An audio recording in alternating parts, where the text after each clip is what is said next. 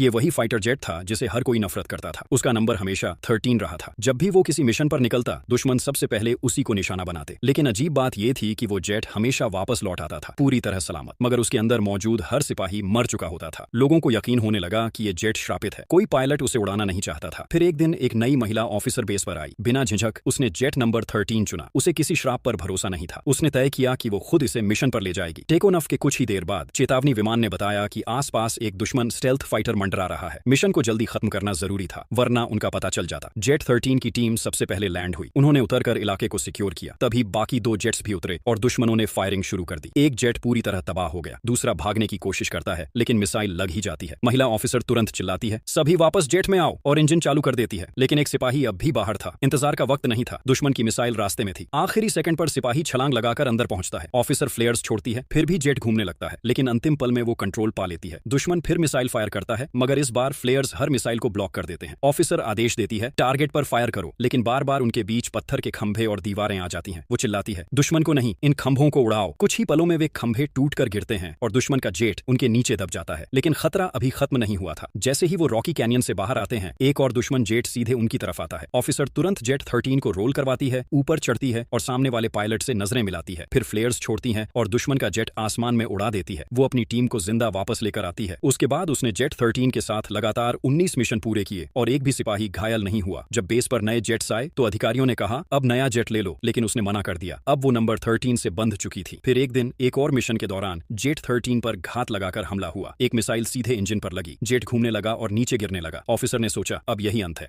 लेकिन तभी दूसरा इंजन गरज उठा और जेट संभल गया। कोई घायल नहीं हुआ, मगर अब सामने दुश्मन की पूरी फौज थी। टैंक रॉकेट्स के सामने टिकने का कोई चांस नहीं था। महिला ऑफिसर जेट से बाहर निकली और सेल्फ डिस्ट्रक्ट सीक्वेंस एक्टिव कर दिया। काउंटरडाउन खत्म हुआ, लेकिन जेट फटा ही नहीं। वो हैरान रह गई। तभी दुश्मन सैनिकों ने जेट को घेर लिया और फायरिंग शुरू कर दी। अगले ही पल जमीन हिलाने वाला धमाका हुआ। जेट 13 फट गया और पूरा दुश्मन दस्ता मिट गया। असल में जेट 13 ने खुद अपनी विस्फोट को देर से ट्रिगर किया था, ताकि वो आखिरी पल तक इंतजार कर सके और उस महिला ऑफिसर और उसकी पूरी टीम को बचा सके।